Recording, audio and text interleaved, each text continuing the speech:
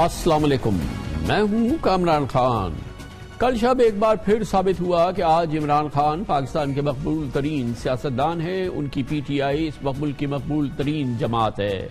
کل کراچی کے حلقہ این 245 کا ضمنی انتخاب ہوا اور پی ٹی آئی بآسانی جیت گئی، جو کراچی میں بھی عمران خان کی مقبولیت کا ٹھوس ثبوت تھا۔ پی ٹی آئی کے امیدوار محمود مولوی 29,475 ووٹ لے کر کامیاب ہوئے، جبکہ حکومت کی تمام 12 جماعتوں کی حمایت رکھنے کے باوجود ایم کیو ایم پاکستان کے امیدوار 13,193 ووٹ لے کے دوسرے نمبر پر رہے، گویا کہ ان سے تقریباً 2 گنا سے زائد ووٹ حاصل کیے تھے عمران خان کے محمود مولوی نے۔ بہرحال اس کامیابی کا سرہا اس مقبولیت پہ جاتا ہے جس پہ عمران خان آج کل سواری کر رہے ہیں، اور یہ بڑا اہم بات ہے کہ اس الیکشن کے لیے عمران خان کراچی تشریف بھی نہیں لائے، کسی انتخابی مہم میں حصہ لینے کے لیے انہوں نے اپنے ووٹرز کو چارج بھی نہیں کیا، مگر ان کی عدم موجودگی کے باوجود ان کا نام ووٹ کی شکل میں سامنے آیا۔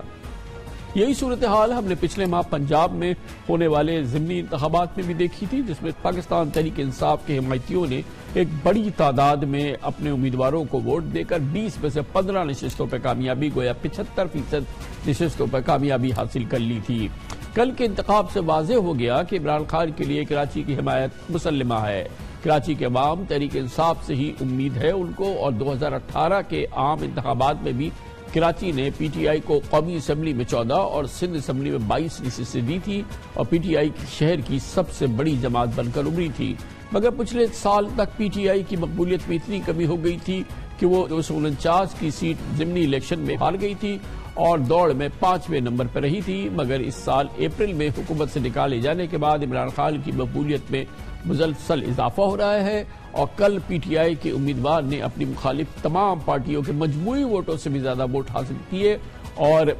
اسی طرح سے این 245 کی نشست برقرار رکھی۔ یہ نشست 2 ماہ قبل پی ٹی آئی کے ایم این اے عامر لیاقت حسین کی وفات کے بعد خالی ہوئی تھی۔ یہ بھی دلچسپ بات ہے کہ پی ٹی آئی کے اراکین کے استعفوں کے بعد خالی ہونے والی قومی اسمبلی کی 9 نشستوں پر ضمنی انتخابات 25 ستمبر کو ہوں گے۔ عمران خان نے بیک وقت 9 کے 9 حلقوں سے الیکشن لڑنے کا فیصلہ کیا ہے، جن میں کراچی کے 3 حلقے بھی شامل ہیں۔ اس اہم انتخابی کامیابی پر بات کرنے کے لیے ہم نے دعوت دی ہے۔ پاکستان کے بہت ممتاز سینئر صحافی ہیں، ہمیں جوائن کر رہے ہیں جناب نذیر لغاری۔ بہت بہت شکریہ لغاری صاحب۔ یہ بتائیے گا کہ آپ کل جو یہ پی ٹی آئی کی کامیابی ہوئی ہے، اس کا کریڈٹ آپ اس بات کو دیتے ہیں کہ یہ پی ٹی آئی کی نشست ہے، 2018 میں بھی انہوں نے یہ الیکشن جیتا تھا، یا دراصل اس کی کامیابی کا سہرا آپ اس مقبولیت کو دیتے ہیں جس پر آج کل عمران خان سوال نظر آتے ہیں، اور بہرحال جیسے کہ پنجاب کے الیکشن میں ہوا، یہ اسی کی ترجمانی ہے، یا یہ کہ یہ پی ٹی آئی کی مورثی نشست تھی، انہوں نے جیت لی؟ نہیں، ایسا نہیں ہے، اور اگر یہ الیکشن فروری میں مارچ میں ہو رہے ہوتے تو یہ نتائج نہ ہوتے۔ جو اپریل کی جو مقبولیت کا آغاز ہوا عمران خان کی، اس کے بعد یہ الیکشن ہوئے ہیں، اور پنجاب میں بھی یہی الیکشن جو ہے وہ عمران خان کے حق میں گئے تھے۔ اگر پچھلے سال کے الیکشن جو ضمنی انتخابات ہوئے تھے ان کے نتائج کو دیکھیں تو پنجاب میں پی ٹی آئی بہت پیچھے تھی اور پی ایم ایل این آگے تھی۔ یہ جو اقتدار کی تبدیلی ہوئی ہے، جو تحریک عدم اعتماد کی کامیابی ہوئی ہے، اس کے ذریعے میں عمران خان نے ایک بیانیہ سیٹ کیا ہے، شاید اس کی یہ پاپولیرٹی ہے، بڑی حد تک یہی سمجھا جائے گا کہ ان کی یہ پاپولیرٹی ہے، اور اس کے بعد وہ شہر میں ایک لغاری صاحب، آپ اور ہم یہاں کراچی کے باسی ہیں، مجھے تو قدر حیرت ہوئی ہے کہ یہ اتنی آسانی سے، بہرحال آج کل عمران خان کا زمانہ ہے، جیت گئے وہ، لیکن جو پی ٹی آئی کا رویہ رہا کراچی کے ساتھ، اور خود خان صاحب جو ہیں وہ طویل عرصے سے کراچی نہیں آئے ہیں اور رات تو انہوں نے کبھی گزاری نہیں، اور پھر اس پوری صورتحال کے باوجود کراچی کی یہ حمایت برقرار رکھنا اور اس طرح سے یہ ووٹ دینا، اور پھر اس میں اہم بات یہ ہے کہ ایم کیو ایم کے ساتھ پوری حکومت، ان کی حکومت، پھر 13 جماعتیں، پھر تمام کے باوجود ایم کیو ایم جو ہے وہ اس کا امیدوار جو ہے وہ 200% کا اس نے ووٹ حاصل کیے عمران خان سے، تو گویا کہ یہ ایک بہت بڑا اشارہ ہے جو اس وقت پلس ہے عوام کی۔ نہیں، بالکل آپ صحیح کہہ رہے ہیں، اور ایک بالکل نیا تجربہ ہے، خود ہمارے لیے بھی ایک نیا تجربہ ہے، اور ایم کیو ایم نے ظاہر ہے ان کی جو 2018 کے الیکشن میں وہ کارکردگی ویسی کبھی نہیں رہی تھی جو اس کی ماضی کی کارکردگی تھی، اور اس نے بہت سی سیٹیں لوز کی تھیں، اور ایسی سیٹیں لوز کی تھی جس میں وہ 1 لاکھ، 1.25 لاکھ، 1.5 لاکھ ووٹ لیا کرتے تھے، وہاں سے وہ ہارے ہیں، اور بعض ایسی جگہوں سے وہ ہارے ہیں کہ جہاں پر ان کے ہارنے کا کوئی امکان نہیں تھا۔ لیکن اس کے باوجود یہ ایک بات ہمیں ذہن میں رکھنی ہے کہ پی ٹی آئی نے جو 14 سیٹیں لی تھیں ان میں سے 9 جو ایم این ایز بنے تھے وہ تھے جو اردو سپیکنگ ایریاز سے کامیاب ہوتے لیکن نان اردو سپیکنگ تھے۔ تو 9 ارکان اسمبلی پہلی بار ایک ساتھ کراچی کے ان حلقوں سے کامیاب ہوئے جو اردو سپیکنگ نہیں تھے۔ تو ایک نئی ڈیولپمنٹ آئی ہے کہ ایم کیو ایم کے ووٹر نے، جو جماعت اسلامی کا کبھی ووٹر ہوا کرتا تھا اور پھر کبھی ایم کیو ایم کا ووٹر ہوا کرتا تھا، اس نے اپنی جماعتوں کو چھوڑ دیا ہے۔ پیپلز پارٹی ان جگہوں پر اس حلقے میں تو خیر کبھی بھی نہیں تھی، دیگر حلقوں میں 1950 کے انتخابات میں صوبائی اسمبلی کی سیٹیں حاصل کی تھیں، لیکن قومی اسمبلی میں جو ہے پیپلز پارٹی کبھی بھی ان حلقوں میں نہیں آئی تھی۔ اس کے برابر والا جو حلقہ تھا محمود آباد کا، وہاں ایک مرتبہ 1988 میں الیکشن جیتا تھا اور اس کا یہاں پر ایسا خاص ووٹ بینک نہیں تھا،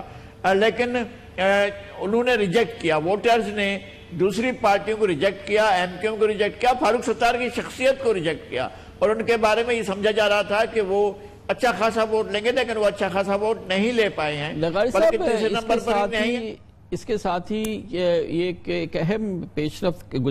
کل کا الیکشن یہ بھی ہے کہ اب لگتا یہ ہے کہ بالآخر الطاف حسین کی ایم کیو ایم، جو کہ پھر ایک اس کا بچا کھچا حصہ رہا جو 2018 کے الیکشن میں سامنے آیا، اب اس کا پھر اس ایم کیو ایم نے قلعہ بازیاں کھائی پچھلے 3-4، اور اس سے پہلے پھر اس نے جو اپنی پوزیشنز رکھی تھی، اور پھر اس کے تمام جو شاخسانے تھے اس الطاف حسین صاحب کی ایم کیو ایم کے، وہ اب جو ہے وہ اپنے اختتام کو پہنچ گیا ہے۔ یہ اختتامی گیم بھی لگتا ہے ایم کیو ایم کا کہ کوئی معجزہ ہو جائے اور الطاف حسین اور ان کی ایم کیو ایم جنم لے لے، ورنہ یہ ایم کیو ایم سیاست کا ایسا لگتا ہے کہ اب آخری ہم فائنل ایکٹ دیکھ رہے ہیں۔ اچھا، ابھی تک جو صورتحال سامنے ہے اس میں جو آپ کہہ رہے ہیں وہ صحیح ہے، یہی صورتحال ہے، لیکن ہم اس وقت نہیں کہہ سکتے ہیں، اس لیے کہ وہ جو فیکٹر تھا الطاف حسین کا وہ سیاست سے مائنس ہو چکا ہے اور اس کو سیاست میں کنسیڈر نہیں کیا جا رہا ہے۔ لیکن ایک مرتبہ گزشتہ سے پیوستہ سال جو ہے بلدیاتی الیکشن میں ظاہر ہو گیا تھا کہ جب کسی نے نام لے لیا تھا الطاف حسین کا تو رزلٹ حیدرآباد میں رزلٹ بالکل چینج ہو گئے تھے۔ تو ہمیں یہ ضرور دیکھنا ہوگا کہ کیا وہ ووٹ بینک، میرے خیال میں شاید آگے چل کر جس طرح سے پیپلز پارٹی کے ساتھ ہوا، جس طرح سے ایم کیو ایم کے ساتھ ہوا، عمران خان کے ساتھ بھی ایسا ہو سکتا ہے کبھی بھی کہ ایک جذباتی ووٹر جو ہے وہ اپنی وابستگی رکھے گا، لیکن ایک ایسا ووٹر جو جذباتی وابستگی کی ایک مدت گزارنے کے بعد وہ غیر جذباتی ہو جاتا ہے، وہ پھر ایرلیونٹ ہو جاتا ہے یا وہ سو جاتا ہے، تو وہ ووٹر جو ہے ایم کیو ایم کا ایک بڑی حد تک وہ سو چکا ہے اور وہ اپنی جماعت کے ساتھ نہیں رہا ہے۔ بہت بہت شکریہ جناب نذیر لغاری ہمارے ساتھ موجود تھے۔ کمرشل بریک، اس کے بعد ذکر کریں گے پاکستان میں مانسون، لیکن سندھ میں غضب کی بارشیں اور اندرون سندھ اس وقت شکار ہے اور بے پناہ حالات خراب ہیں، آفت کا سما ہے، چاہے سندھ کے بڑے شہر سکھر ہوں، لاڑکانہ ہو، اور تمام ریکارڈ وہاں ٹوٹ گئے ہیں۔ حیدرآباد جو سندھ کا دوسرا بڑا شہر، پاکستان کا 7واں 8واں بڑا شہر ہے، وہاں تو تباہی اور آفت دیکھنے سے تعلق رکھتی ہے۔ یہ سب کچھ آپ کو دکھاتے ہیں چھوٹے سے وقفے کے بعد۔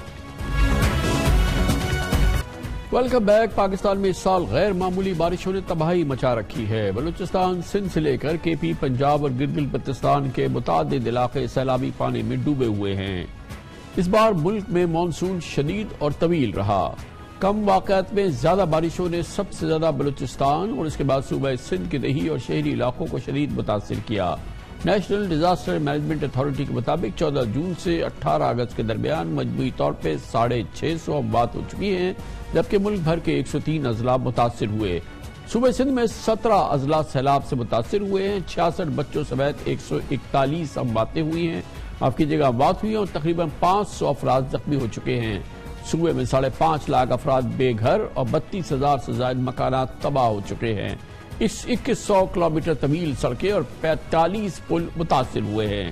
محکمہ موسمیات کہتا ہے کہ ابھی تک اگست مہینے میں سندھ میں اوسطاً 43% کے بجائے 253% یعنی اوسط سے 495% زیادہ بارش ریکارڈ ہوئی ہے۔ اندرون سندھ صرف اگست کے دوران سب سے زیادہ 1000 ملی میٹر بارش پڈیدر میں ہو چکی ہے. اسی طرح 22 روز میں لاڑکانہ میں 600 ملی میٹر بارش، جبکہ ٹنڈو جام میں 490 اور جیکب آباد میں 365 ملی میٹر بارش ہو چکی ہے. سکھر میں اس ماہ میں 303 ملی میٹر بارش ہو چکی ہے. کل سکھر میں گھر کی چھت گرنے سے 4 بچے جاں بحق ہو گئے. سکھر میں تجارتی مراکز میں گزشتہ کئی روز سے بارش کا پانی کھڑا ہے اور تاحال نہیں نکالا جا سکا. تاجروں نے آج وزیر اعلیٰ سندھ کی آمد پر سکھر میں سڑکیں بلاک کر کے احتجاج کیا.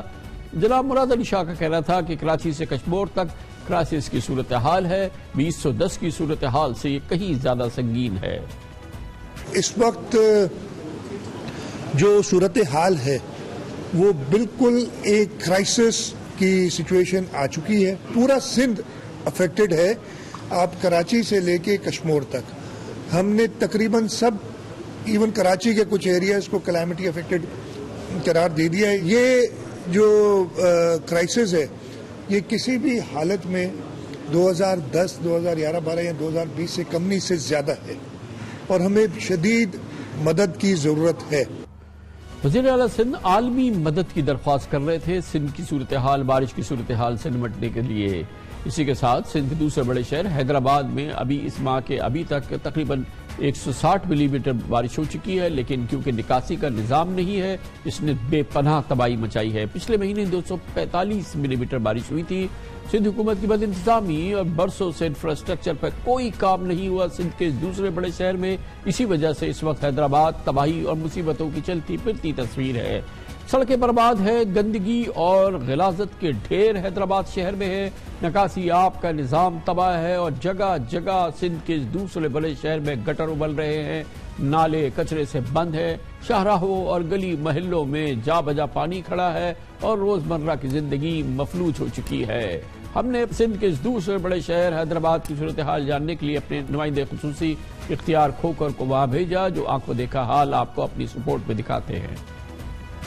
حیدرآباد اور اندرون سندھ کی مزید صورتحال ہمیں بتائیں گے ہمارے نمائندے خصوصی اختیار کھوکر. بہت بہت شکریہ کھوکر صاحب. یہ حیدرآباد کی تو بڑی تباہی کی صورتحال ہے. صاف یہ لگتا ہے کہ بنیادی طور پہ کوئی نظام نہیں ہے اس شہر کا جو برقرار رہا ہو، اور جو کچھ بچا کچا تھا وہ پچھلے 10-12 سال کے اندر بالکل تباہ ہو گیا ہے. اسی لیے کہ کوئی ایسا انفراسٹرکچر ہی نہیں ہے جس سے اس قسم کا پانی نکل سکے، اور ایسی صورتحال سے نمٹنے کا کوئی نظام نہیں ہے، کیونکہ یہ تو کراچی سے بھی بہت بدتر صورتحال ہے اس وقت سندھ کے دوسرے بڑے شہر کی. جی خان صاحب،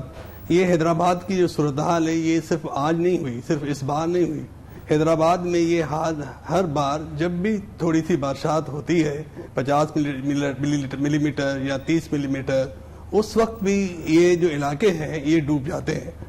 حیدرآباد کا سب سے بڑا مسئلہ یہ ہے کہ حیدرآباد میں کا ڈرینیج کا سسٹم بالکل ختم ہو چکا ہے، اور یہ وہاں پر جو کنسٹرکشن ہے غیر قانونی کنسٹرکشن کی بھرمار ہے. بے شمار سوسائٹیاں بنائی گئی ہیں اور ایسے علاقوں میں بنائی گئی ہیں جو لو لائن علاقے ہیں، فلڈ زونز ہیں. یہ جو ہم نے آپ کو دکھایا یہ جو کالونیاں ہیں یہ بیسیکلی فلڈ زون کے علاقے میں آتی ہیں، لیکن ایچ ڈی اے اور سندھ بلڈنگ کنٹرول اتھارٹی اور حکومت کے جو بڑے کرتا دھرتا ہیں انہوں نے یہ پوری زمین بلڈرز کو الاٹ کر دی، ان کو یہ پلاٹ دے دیے، انہوں نے لوگوں کو وہ پلاٹنگ دے دی، ان کے گھر دے دیے، سوسائٹیاں بنا دی، اور اس کے بھی ڈرینیج کا اور پانی کے نکاسی کا اور بنیادی سہولتوں کا کوئی نظام نہیں ڈالا. اور بات اس وقت سب سے بڑا جو مسئلہ ہے ان لوگوں کا وہ یہ ہے کہ وہاں ریلیف کی کوئی ایکٹیویٹی نہیں. یہ آپ نے دیکھا کہ لوگوں نے کشتیاں بیچاروں نے اپنے ہاتھوں سے بنا کر اس پر یہ گلیوں میں آ رہے ہیں جا رہے ہیں. وہاں ہمیں کوئی کھانے کا کوئی انتظام نہیں ملا، کوئی راشن کا کوئی انتظام نہیں ہے. یہ لوگ گھروں کے چھتوں کے اوپر بیٹھے اور کے گھر پانی کے اندر ڈوبے ہوئے ہیں. کسی وقت بھی یہ گھر گر سکتے ہیں، بڑا المیہ ہو سکتا ہے. اس معاملے پہ جب میں نے کمشنر جو حیدرآباد ہے ندیم صاحب ان سے پوچھا کہ آپ کو پتا ہے کہ یہ جو علاقہ ہے، آپ جب سی ایم صاحب آئے تھے تو آپ ان کو اس علاقے میں لے جاتے نا، ان کو یہ دکھاتے کہ یہ صورتحال کیا ہے، تو وہ کہتا ہے کہ مجھے تو معلوم بھی نہیں ہے کہ اس قسم کی صورتحال ہے حیدرآباد میں اور اس علاقے میں یہ صورتحال ہے. اور سب سے بڑا جو آپ نے دیکھا کہ یہ جو برساتی نالے ہیں، کراچی میں بھی یہ مسئلہ ہے، حیدرآباد میں بھی، وہ چوک ہیں اور ان پہ پکی تعمیرات ہیں، شاپنگ مالز بنا دیے گئے ہیں، ہوٹلز بنا دیے گئے ہیں، اور وہ سارا کام گورنمنٹ کی اپنی منظوری سے، این او سی سے، Sindh building control authority, H D A, یہ سارے لوگ اس میں ملے ہوئے ہیں. تو حیدرآباد کو تو مکمل طور پہ ان لوگوں نے بیچ کے کھایا ہے، بیسیکلی بیچ کے کھایا ہے، اور آج تک کھا رہے ہیں۔ بے شمار سوسائٹیاں، 17 سوسائٹیاں سابق جو D G H D A تھے اس نے کینسل کی۔ بہت شکریہ اختیار کھوکر ہمارے ساتھ موجود تھے۔ کمرشل بریک، اس دوران نیوز ہیڈ لائن دیکھیں، جس کے بعد ہم اپنے پروگرام کے باقی کے ساتھ واپس آئیں گے۔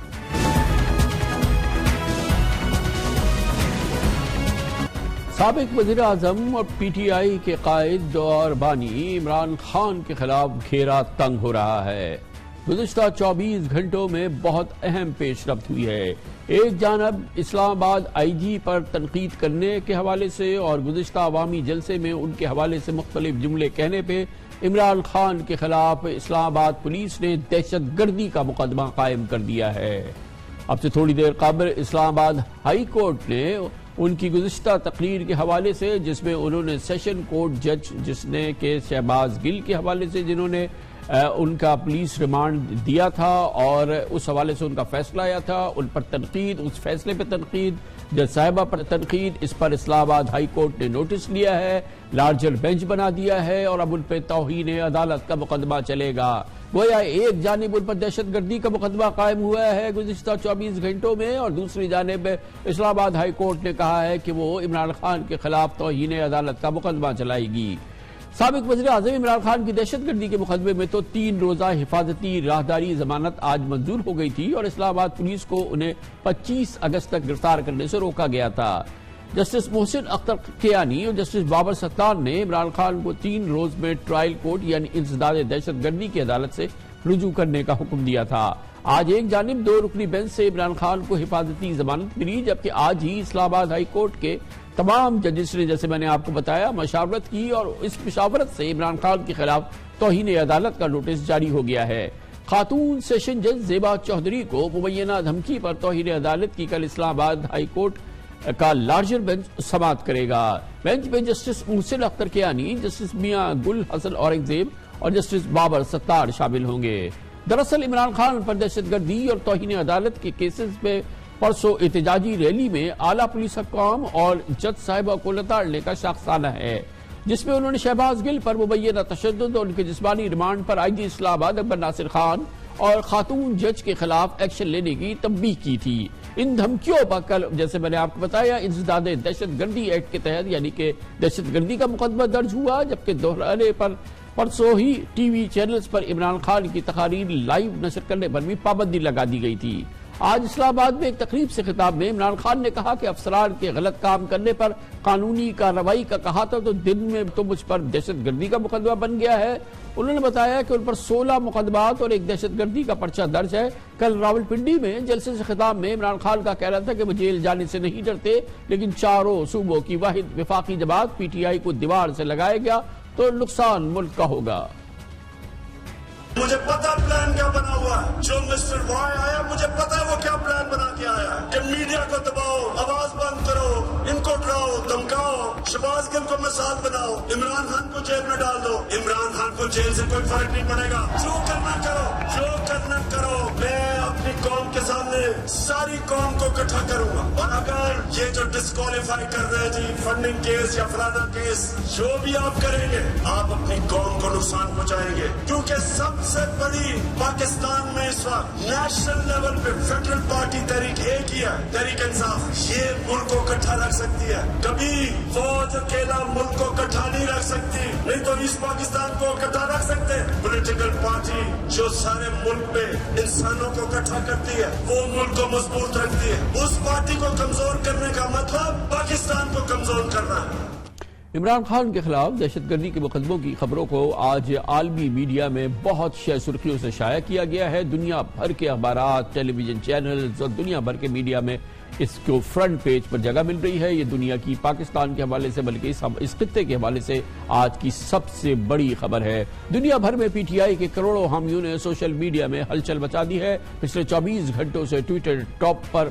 4 ٹاپ ٹرینڈز عمران خان کی سپورٹ سے متعلق ہے اور اس وقت سوشل میڈیا پہ اس کی بھرمار ہے۔ عمران خان کے خلاف ایف آئی آر میں شکایات کی گئی ہے کہ عمران خان کے الفاظ اور تقریر کا مقصد پولیس کے اعلیٰ افسران اور عدلیہ کو تحس زدہ کرنا ہے۔ تاکہ وہ اپنی قانونی ذمہ داریاں پوری نہ کر سکے۔ اتفاق کی بات ہے کہ عدلیہ کے خلاف نازیبا الفاظ کا استعمال اس سے پہلے ایک عام عمل رہا ہے۔ پاکستان کے قومی سیاستدان، تمام بڑی سیاسی جماعتوں کے رہنما وقتاً وقتاً اس عدلیہ کو بلکہ سپریم کورٹ آف پاکستان کو، ان کے چیف جسٹسز کو تنقید کا ہی نہیں بلکہ ہتک کا نشانہ عام طور پہ بناتے رہتے ہیں۔ لیکن اس سے پہلے آپ نے دیکھا کہ اس حوالے سے ہم نے خاص طور پہ گزشتہ چند سالوں میں دیکھا ہے کہ نون لیگ کی جانب سے پاکستان کے تمام چیف جسٹسز کا جو اس دوران آئے ہیں ان کو شدید بلکہ کڑی اور بھرپور تنقید کا سامنا کرنا پڑا تھا نون لیگ کی قیادت کی جانب سے۔ عاقب نثار صاحب چاہے ریٹائر ہو گئے ہیں لیکن وقت آئے گا ان سب باتوں کا جواب دینا پڑے گا۔ عظمت شیخ صاحب جو جج تھے ان کو اس بات کا جواب دینا پڑے گا۔ خوزہ صاحب کو بھی اس بات کا جواب دینا پڑے گا جنہوں نے عمران خان کو کہا کہ تم کیوں یار سڑکوں پہ پھرتے آؤ، ہمارے پاس اپنا کیس لے کے آؤ، ہم فیصلہ سنائیں گے۔ عدالت عظمیٰ نے کہا کہ ڈپٹی اسپیکر نے آئین شکنی کی لیکن ان کو تو کسی نے نہیں بلایا۔ اسپیکر پنجاب اسمبلی ایک کارروائی کرتے ہیں، ان کو بلا لیا گیا۔ میں صرف دورے معیار کی بات کر رہا ہوں جناب اسپیکر، ڈبل سٹینڈرڈز کی بات کر رہا ہوں۔ اگر آپ نے فیصلہ کرنا ہے تو پھر انصاف کی بنیاد پر کرنا ہوگا۔ یہ نہیں ہو سکتا کہ آپ میرے ساتھ کوئی اور برتاؤ کریں، کسی کے ساتھ کوئی اور برتاؤ کریں۔ جب بینچ بنتا ہے تو لوگوں کو پتا ہوتا ہے پہلے سے کہ فیصلہ کیا ہوگا۔ ایک یا دو ججز جو ہمیشہ سے anti P M L N رہے ہیں انہی کو اس بینچ میں بٹھا دیا جاتا ہے۔ جس طرح میچ فکسنگ ایک جرم ہے اس طرح بینچ فکسنگ بھی ایک جرم ہے۔ اب یہ نہیں ہوگا، یہ نظام ہمیں منظور نہیں ہے۔ اب کچھ بھی آپ کر لیں، پرویز الہی صاحب عدالتی وزیر اعلیٰ ہے، ان کو وزارت اعلیٰ حمزہ سے چھین کر ٹرے میں رکھ کر پاکستان کی سب سے بڑی عدالت کے 3 ممبر بینچ نے دی ہے۔ وہ بابا رحم تھے جو کہ بدبخت انسان اب وہ لانتی بن کے جو ہے وہ چلا پھرتا ہے لوگوں میں۔ خدا کی قسم وہ کسی محفل میں جاتا ہے لوگ اسے دیکھ کے نفرت کرتے ہیں۔ یقیناً اب عمران خان کے خلاف دہشت گردی اور توہین عدالت کے مقدمات کے قانونی سے زیادہ سیاسی اثرات رونما ہوں گے کیونکہ پی ٹی آئی نے عمران خان کی گرفتاری کو ریڈ لائن قرار دیا ہے۔ کل ایک جانب کراچی کے ضمنی الیکشن میں پی ٹی آئی کو کامیابی ملی، دوسری جانب عمران خان کی ممکنہ گرفتاری کے خلاف کل پورے دن میں خواتین اور بچوں سمیت پی ٹی آئی کے رہنماؤں اور ورکرز کا بنی گالہ میں تاتا بدا رہا۔ اس موضوع پہ بات کریں گے اور اس کے لیے ہمیں جوائن کر رہے ہیں محترم اسد عمر، سیکرٹری جنرل پاکستان تحریک انصاف۔ بہت بہت شکریہ اسد بھائی، آپ نے ہمیں جوائن کیا ہے کہ مشکل صورتحال ہے گزشتہ 24 گھنٹے خاص طور پہ اس حوالے سے ایک جانب عمران خان صاحب کے خلاف دہشت گردی کا مقدمہ دائر ہوا ہے اور ایک جانب اسلام آباد ہائی کورٹ نے فیصلہ کیا ہے کہ وہ لارجر بینچ بنائے گئے اور نوٹس کرے گی توہین عدالت کا عمران خان صاحب کے خلاف۔ جو غیر سیاسی قانونی ماہرین ہیں ان سے بھی جب ہماری بات ہوئی ہے ان کا کہنا یہ ہے ملک بھر میں کہ بہتر ہوتا کہ خان صاحب اپنے الفاظ کا انتخاب، اپنے جذبات کا انتخاب بہتر انداز سے کرتے کیونکہ ان کے نزدیک جو گفتگو انہوں نے آئی جی اور ڈی آئی جی کے حوالے سے کی اس میں دھمکی کا عنصر کہیں جھلکتا ہے اور دوسری جانب غیر مناسب گفتگو تھی جو انہوں نے ایڈیشنل سیشن جج صاحبہ کے حوالے سے کی ہے۔ آپ کیا کہیں گے؟ آپ ظاہر ہے کہ مشکل ہوگا آپ کے لیے اس بات سے اگری کرنا، لیکن کیوں؟ دیکھیں، جہاں تک انتظامی جو لوگ ہیں ان کے بارے میں بات ہے تو یہ پاکستان کی سیاست کا بڑا پرانا حصہ رہا ہے۔ تمام سیاسی جماعتوں نے یہ کیا ہوا ہے۔ ابھی اس وقت جو وزیر داخلہ ہیں شاید انہوں نے جتنی واضح دھمکیاں دی ہوئی ہیں، خیر انہوں نے تو دھمکیاں ججز کو بھی دی ہوئی ہیں، انہوں نے تو یہ کہا تھا کہ ہم آپ کے گھروں کا گھیراؤ کر لیں گے اگر آپ نے نواز شریف کے خلاف فیصلہ کیا۔ لیکن انتظامی لوگوں کو اس بارے میں بات کی جاتی ہے۔ عدلیہ کے بارے میں عمومی طور پہ خان صاحب جو ہیں وہ بہت محتاط زبان استعمال کرتے ہیں اور فیصلوں کے اندر جو کے اوپر بھی جو تنقید ہے وہ بھی بہت مناسب الفاظ استعمال کر کے اور بہت محتاط طریقے سے کرتے ہیں، عمومی طور پہ ہوتا نہیں۔ خیر انہوں نے ایک بات کی، میں نے ایکچولی وہ جو ہے وہ پہلی دفعہ جو ہے وہ سنا نہیں تھا، اس دن جو F9 پارک میں انہوں نے اسپیچ کی تھی تو ایگزیکٹ ان کے کیا الفاظ تھے وہ میرے سامنے سے نہیں گزرے، لیکن میں کل راولپنڈی میں لیاقت باغ کے جلسے میں اسٹیج پہ بیٹھا ہوا تھا جب انہوں نے بات کی، انہوں نے دوبارہ بات کی میجسٹریٹ کی، اور اس میں تو جو انہوں نے الفاظ استعمال کیے وہ بالکل مناسب ہی تھے۔ انہوں نے افسوس کا اظہار کیا، انہوں نے تعجب کا اظہار کیا، جو ظاہر ہے ان کا حق بنتا ہے، ہر شخص کا یہ آئینی حق ہے کہ فیصلے کے اوپر آپ تنقید کر سکتے ہیں۔ کیا ایگزیکٹ الفاظ استعمال ہوئے وہ مجھے نہیں پتا، پرسوں کے لیے ظاہر ہے ہمارے قانونی ماہرین جو ہیں اس کا جواب بنا رہے ہیں اور کل انشاءاللہ تعالی وہ جمع بھی کرا دیا جائے گا۔ اصل میں یہ بتائیے گا کہ اس سارے چیز کا پس منظر جو ہے، چاہے آئی جی صاحب کی بات ہو، ان کو جو یہ بات ہوئی ہے دہشت گردی کا مقدمہ، یہ توہین عدالت، اس کے پس منظر میں شہباز گل کیس ہے، اور شہباز گل کے حوالے سے سب سے اہم بات یہ ہے کہ آپ کی جماعت کا یہ کہنا یہ رہا کہ ان پر شدید تشدد کیا گیا اور ٹارچر ہوئے، اور یہ تمام چیزیں جو ہیں یہ بہت ہی پچھلے 7, 8, 10 دن سے جو ہے ان کا صرف بہت زوردار تذکرہ ہے. لیکن ہم نے یہ بات نوٹس کی ہے کہ آج بھی اسلام آباد ہائی کورٹ میں اور کسی بھی فورم پہ اس تشدد کے انڈسپیوٹڈ کوئی ثبوت سامنے نہیں آئے ہیں، کوئی ایسی چیز سامنے نہیں آئی جس سے آزادانہ اس بات کی تصدیق ہو سکے کہ شہباز گل جن کی گفتگو کے حوالے سے پی ٹی آئی جو ہے اس سے اپنے آپ کو ڈسٹنس کر چکی ہے، خان صاحب خود کر چکے ہیں، لیکن ان کی اس تشدد والی جو الزامات ہے اس کی بھی آزاد ذرائع سے تصدیق اور غیر متنازع تصدیق نہیں ہو پا رہی ہے. یہ پہلی بات تو کامران بھائی یہ ایکچولی درست نہیں ہے، کیونکہ جو میڈیکل بورڈ کی رپورٹ جمع کرائی گئی ہے آج ہائی کورٹ کے اندر، اگر آپ اس کو پڑھیں تو بڑا اس میں واضح طور پہ لکھا ہوا ہے کہ شواہد نظر آئے ہیں ٹارچر کے. بڑی وہ ڈاکٹرز کی بنائی ہوئی رپورٹ ہے اور بڑا واضح طریقے سے وہاں پر لکھا ہوا ہے. دوسرا، جو ان کے جو لوگ جنہوں نے دیکھا ہے ان کے اوپر جو تشدد، اس کے نشانات جو ہیں، وہ تو بھرا ہوا کورٹ روم تھا، وہ عدالت کا کمرہ تھا جہاں پہ انہوں نے اپنی قمیض اتار کر دکھایا جج کو، اور سب لوگ جو وہاں پہ بیٹھے ہوئے تھے، اور بہت سے صحافیوں نے بھی اس کی گواہی دی کہ انہوں نے خود دیکھا کہ ان کے جسم پہ جو نشانات تھے تشدد کے. تو وہ تو یہ ہو چکا ہے، لیکن اس کے باوجود تحریک انصاف کا مطالبہ کیا رہا ہے؟ تحریک انصاف تو یہ نہیں کہہ رہی کہ ہمارے کہنے کے اوپر اس کو مان لیا جائے. ہم نے تو یہ مطالبہ کیا ہے کہ انڈیپینڈنٹ بنایا جائے اور ان سے رپورٹ طلب کی جائے اور ویریفیکیشن ہو جائے گی. اچھا ہمیں یہ بتائیے گا کہ مجھے تھوڑا سا سمجھائیے پلیز کہ پچھلے کوئی 10-12 دن پہلے تک کی کیفیت تھی کہ خان صاحب جو تھے وہ جو ہیلی کاپٹر حادثہ ہوا تھا اس کے بعد جو شہید ہو گئے ہمارے لیفٹیننٹ جنرل سرفراز صاحب، ان کے گھر پہ گئے تھے تعزیت کرنے کے لیے، اور اس طرح سے شہداء کے ساتھ انہوں نے تعزیت کی تھی، اور بہت ہی یہ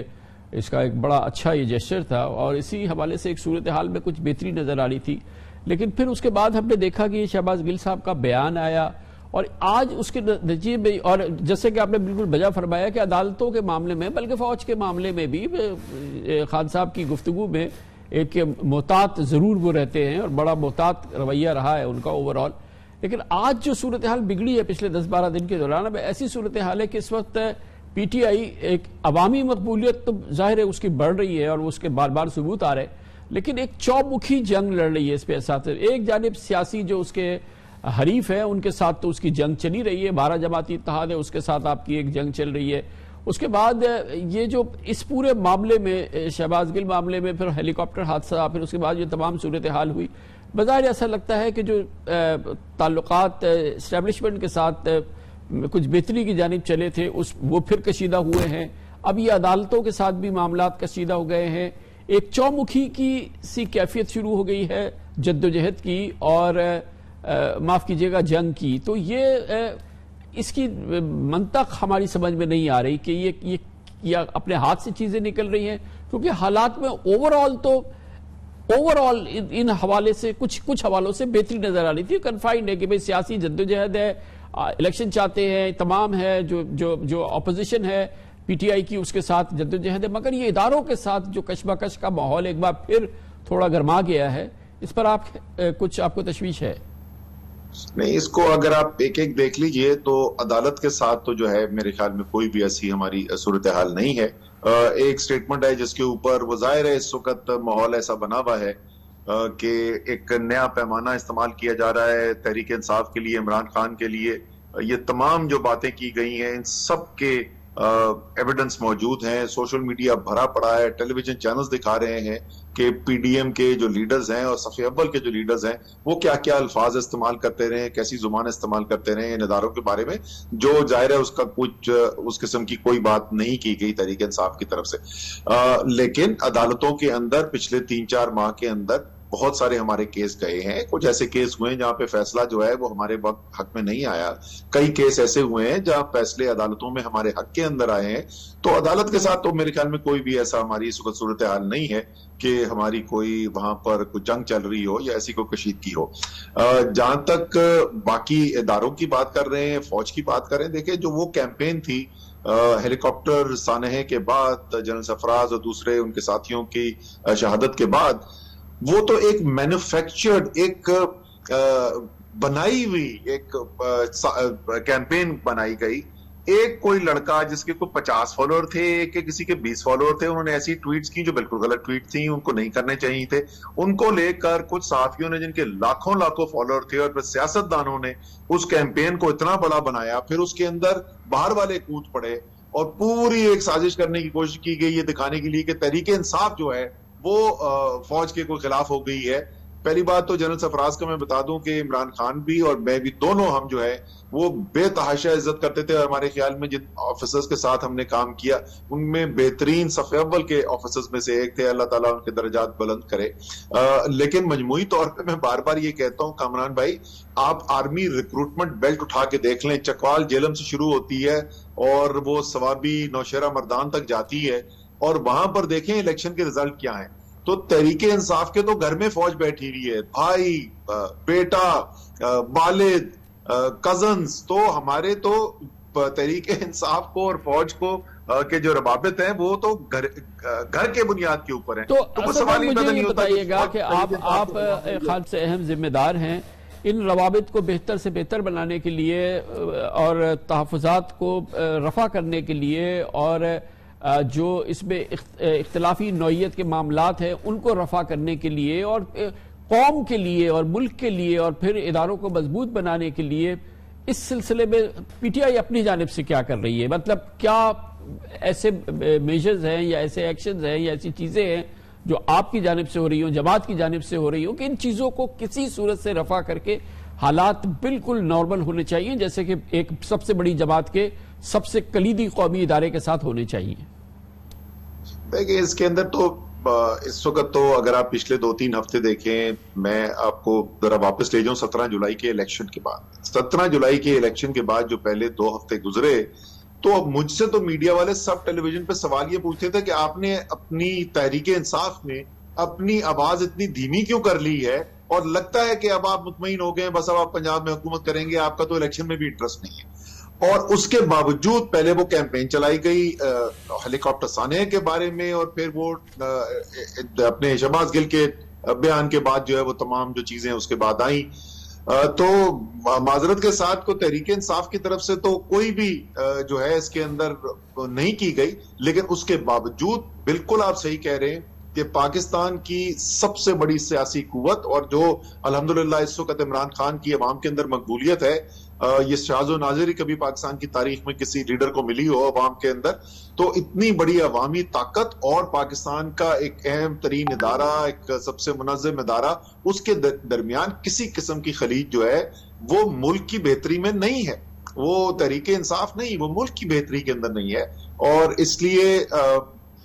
میں زیادہ نہیں کہنا چاہتا, لیکن میرے خیال میں جو بھی اس کے سلسلے میں کوشش ہوگی تو تحریک انصاف جو ہے اس کا رویہ مثبت ہی نظر آئے گا. یہ بھی فرمائیے گا کہ شہباز گل صاحب کے بیان کے حوالے سے ظاہر ہے کہ خود تحریک انصاف نے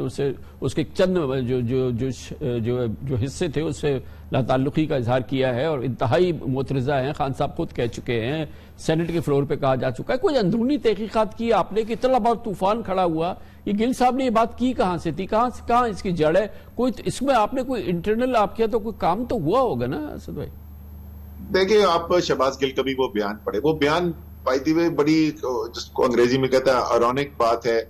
کہ انہوں نے بیپر دیا کیوں تھا. وہ بیپر یہ دے رہے تھے یہ بتانے کے لیے کہ فوج کا تحریک انصاف احترام کرتی ہے, اور سوال ہی پیدا نہیں ہوتا کہ کوئی شہداء کے خلاف یا ایسی کوئی چیز کا حصہ بنے تحریک انصاف. اس کے اندر انہوں نے کچھ باتیں کی گئیں. ان کا کہنا یہ ہے کہ ان کے 2 مختلف حصے بیان کے جو ہیں اس کو جوڑ کے ایک کلپ بنایا گیا, اور اس کی وجہ سے ایک غلط امپریشن سامنے آیا. لیکن اب مسئلہ یہ ہے کہ شہباز گل سے تو ہماری 1-2 دن صرف ملاقات ہو سکی، اور وہ بھی چھوٹی ملاقات تھی. اس کے بعد تو ملاقات پہ پابندی ہو گئی. اور آج بھی دیکھیں کہ جس طریقے سے ان کو کورٹ کے اندر لایا گیا، اور پچھلے 2 دن سے حالانکہ اسلام آباد ہائی کورٹ کے واضح احکامات تھے کہ ان کے جو ساتھی ہیں، جو دوست ہیں، رشتہ دار ہیں، ان کو ملنے دیا جائے گا، کسی کو بھی ملنے نہیں دیا جا رہا. تو اگر ان کا نقطہ نظر سامنے آ جائے، کورٹ کے اندر پروسیڈنگ ہو، شہباز گل کی بات تو سنی جائے. تھینک یو ویری مچ سر. اسد عمر صاحب ہمارے ساتھ موجود تھے، secretary general Pakistan Tehreek Insaf. Commercial break. اس کے بعد عمران خان کے خلاف دہشت گردی کا مقدمہ. اس کے علاوہ اسلام آباد ہائی کورٹ کا فیصلہ کہ ایک لارجر بینچ بنے گی. نوٹس کیا جائے گا اسلام آباد ہائی کورٹ کی جانب سے عمران خان کو توہین عدالت کا، کیونکہ انہوں نے اسلام آباد کے ایڈیشنل سیشن جج کے خلاف بات کی ہے اور اس کو بعض حلقے دھمکی تصور کر رہے ہیں. ان تمام امور کی قانونی حیثیت میں بات کریں گے چھوٹے سے وقفے کے بعد.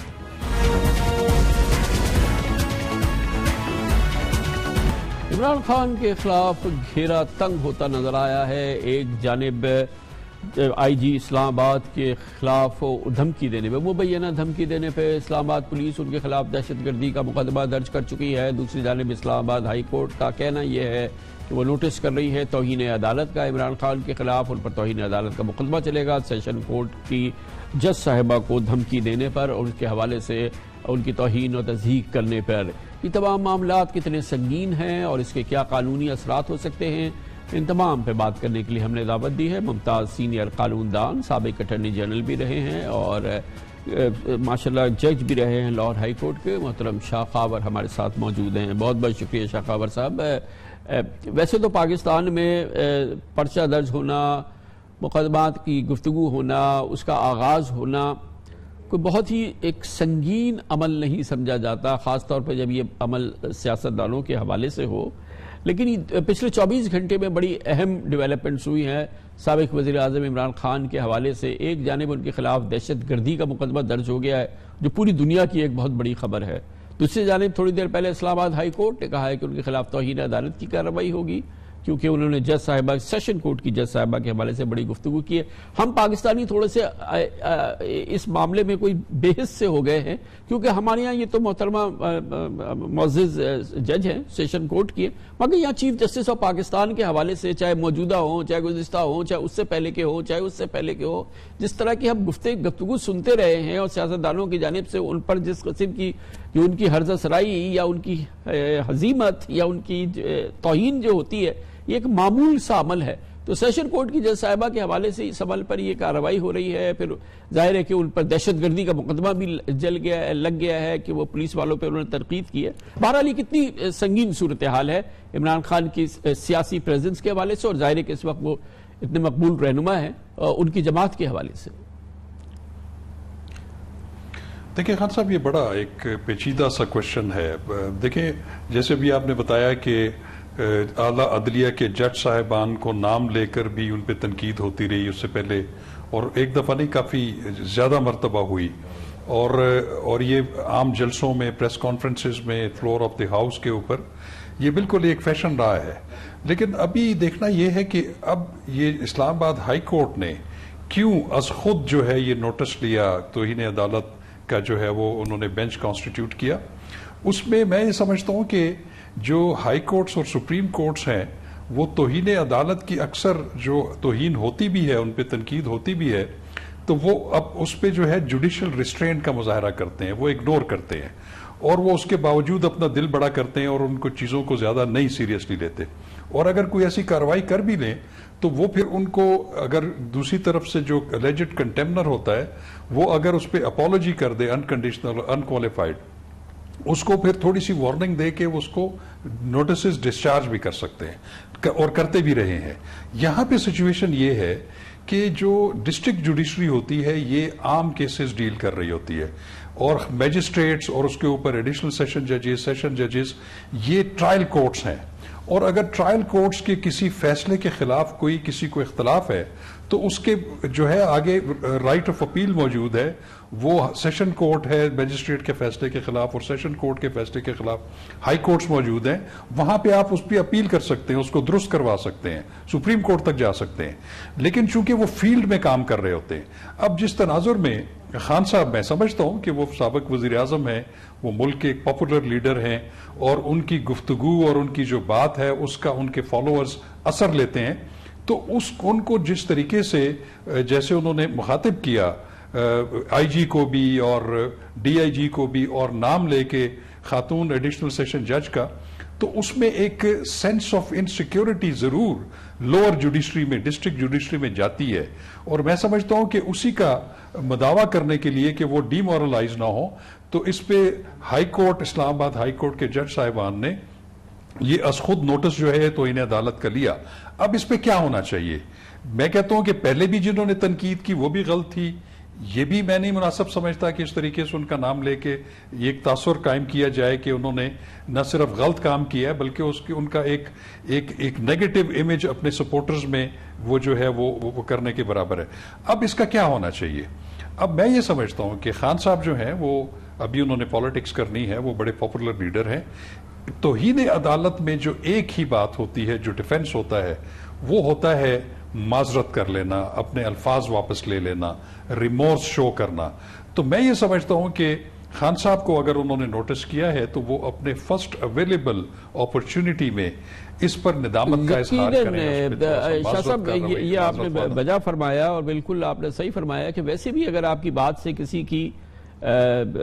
دل شکنی ہوئی ہے یا ہوئی ہے تو میں تو سمجھتا ہوں بالکل معافی مانگ لینی چاہیے، اور اس میں کوئی معذرت کرنے میں کوئی مذائقہ نہیں ہے۔ اور میں یہ سمجھتا ہوں کہ ایٹ سم پوائنٹ ہمارے سیاستدانوں کو جو انہوں نے ہمارے ملک کے چیف جسٹس صاحبان کے ساتھ جو کچھ کیا ہے، موجودہ سٹنگ چیف جسٹس صاحب کے حوالے سے بھی ہم روزانہ گفتگو سنتے ہیں، اور ذمہ دار ترین اس حکومت کے لوگ فرما رہے ہیں، مگر کبھی ہمیں ان سے بھی ہمیں کہنا چاہیے کہ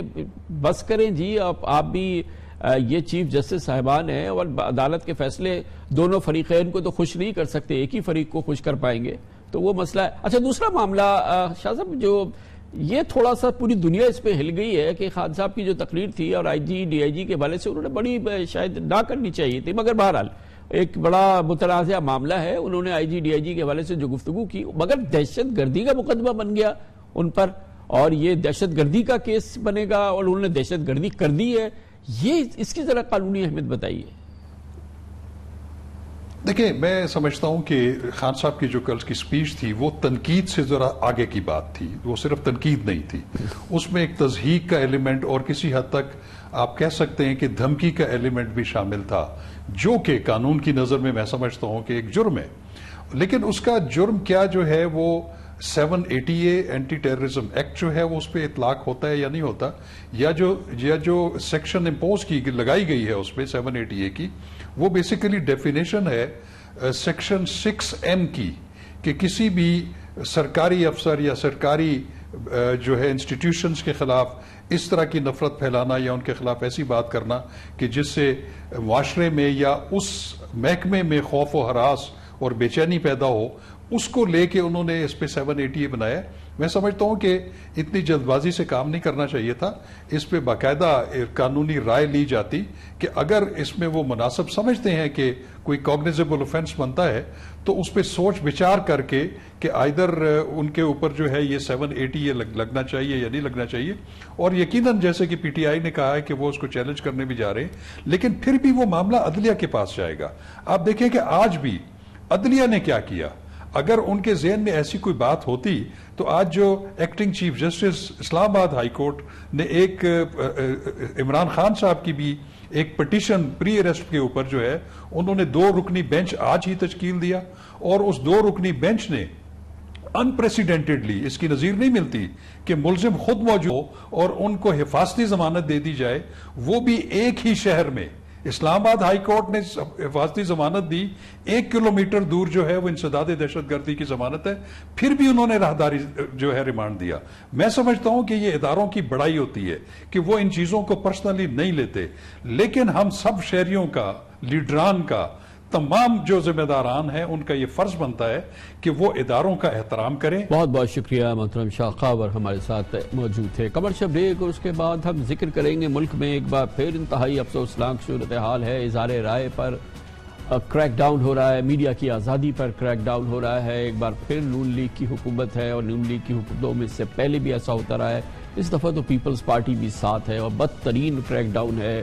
ARY نیوز چینل بند ہو چکا ہے، اینکرز پر پابندی لگ رہی ہے. اس دفعہ تو یوٹیوب پر بھی اس کو بھی روکنے کی کوشش کی گئی ہے. یوٹیوب پہ جو چینل چلاتے ہیں ان کے خلاف کارروائی ہوئی ہے. ایک بڑی فضا ہے اظہار رائے کی آزادی کو کچلنے کی، اور اس پر ہم بات کریں گے. ہمارے ساتھ ہوں گے ARY نیوز کے مقبول نیوز اینکر وسیم بادامی. ایک چھوٹے سے وقت کے بعد میڈیا کی آزادی اور اختلاف رائے کو برداشت کرنا جمہوری معاشروں کی پہچان ہے، لیکن 12 اتحادیوں کی شہباز حکومت نے اظہار رائے کے خلاف بدترین کریک ڈاؤن کی نئی تاریخ رقم کی ہے. ٹی وی چینلز کی بندش اور اخبارات پر غیر اعلانیہ سینسرشپ تو نون لیگ کی ماضی کی حکومتوں میں ایک معمول کا عمل تھا، لیکن چنندہ صحافیوں پر تشدد اور پابندیاں بھی لگتی رہی ہیں. شہباز گل کے موقف سے لا تعلقی کے باوجود 2 ہفتوں سے ARY نیوز زیر اعتاب ہے، بند ہے یہ چینل. گزشتہ روز بول نیوز کی بھی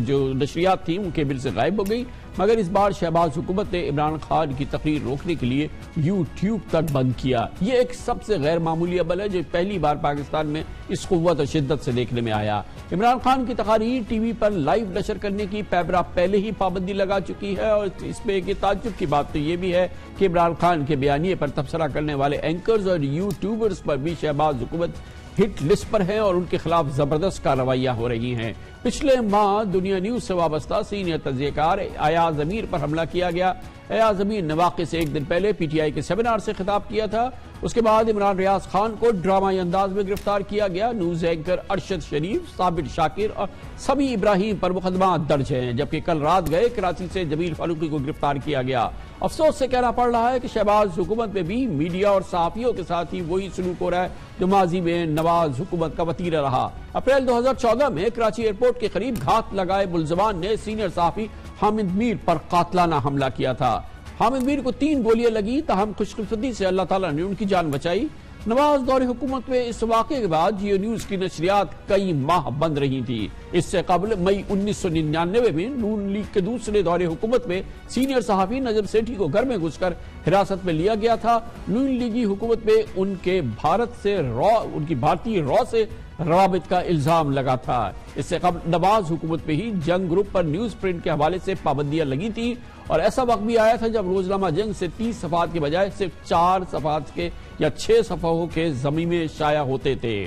یہ بہرحال صورتحال اور ایک بار پھر بدترین صورتحال ہے. اس پر ہم بات کرنے کے لیے ہم نے دعوت دی ہے اس وقت بند ARY نیوز کے ممتاز اور بہت ہی مقبول نیوز اینکر بھی ہیں اور ظاہر ہے کہ اینکر پرسن ہیں بہت مشہور، جناب وسیم بادامی ہمارے ساتھ موجود ہے. بہت بہت شکریہ بادامی صاحب. پہلے تو افسوس کہ ظاہر اتنا مقبول آپ کا چینل بند ہے، اور ظاہر ہے کہ کسی بھی یہ صورتحال اس سے پہلے دیکھ چکے ہیں، کسی بھی چینل کے لیے اور کسی بھی میڈیا کے لیے ایک انتہائی دردناک صورتحال ہے.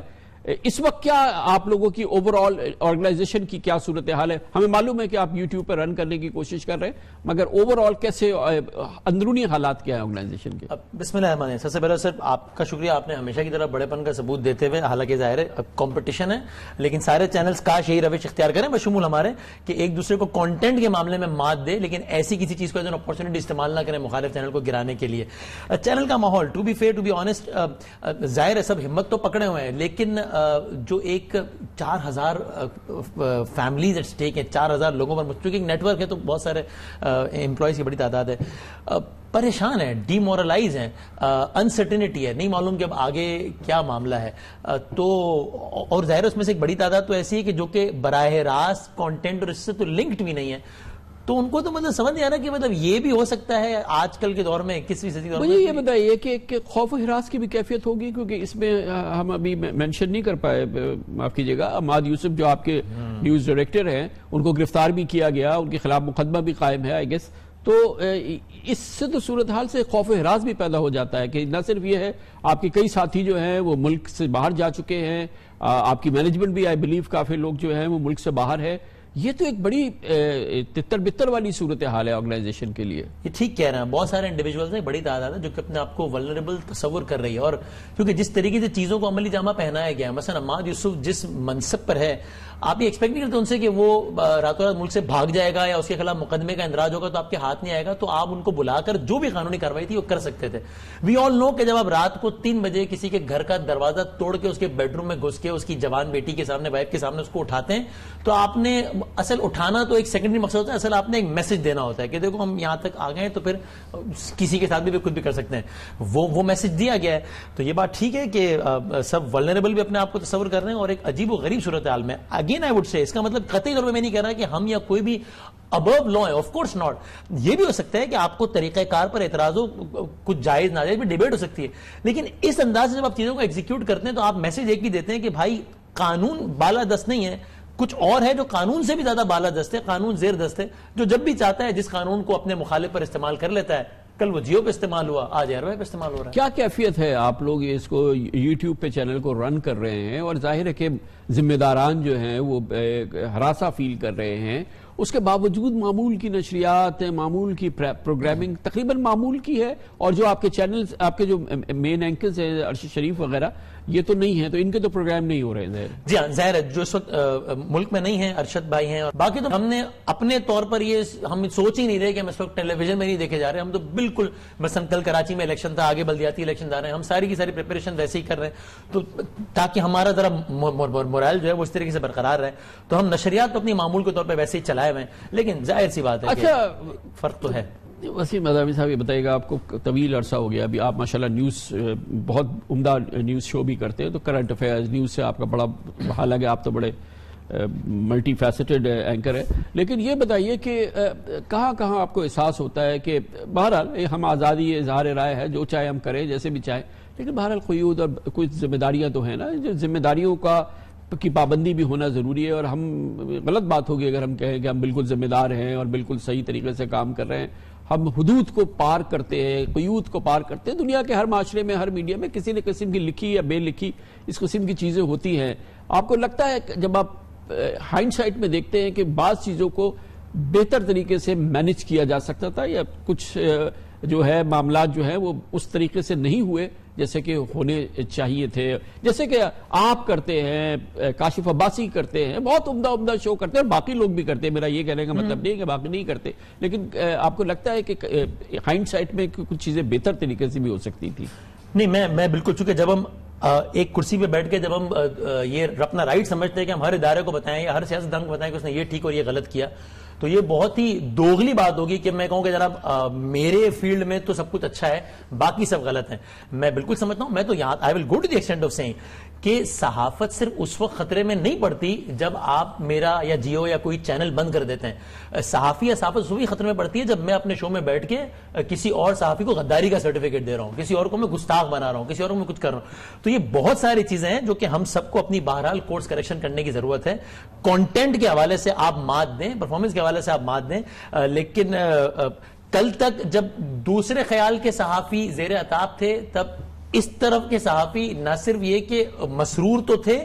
بلکہ اس کو انڈورس کر رہے تھے, کہہ رہے تھے کہ ہاں فلاں انڈین ایجنٹ ہے, ہاں فلاں غدار ہے, فلاں گستاخ ہے, اور فلاں کو تو گولی لگی نہیں, ڈرامہ کر رہا ہے. آج اگر دوسری طرف کے صحافی عمل کریں گے تو بھی اتنا ہی غلط کریں گے. تو بالکل مجھے یہ کہنے میں کوئی یار نہیں ہے کہ حدود کراس ہوئی ہیں. آف کورس اس کا مطلب یہ نہیں کہ یہ سب کچھ جو ہو رہا ہے جسٹیفائڈ ہے, کیونکہ اس کو ایک بہتر طریقے سے چیز کو کورس کریکشن کی جا سکتی ہے. بہت شکریہ وسیم بادامی ہمارے ساتھ ہے. اس کے ساتھ ہی ہمارے آج کے پروگرام کا اختتام ہوتا ہے. کل آپ سے پھر ملاقات ہوگی انشاءاللہ. کل تک کے لیے کامران خان کو اجازت. اللہ حافظ.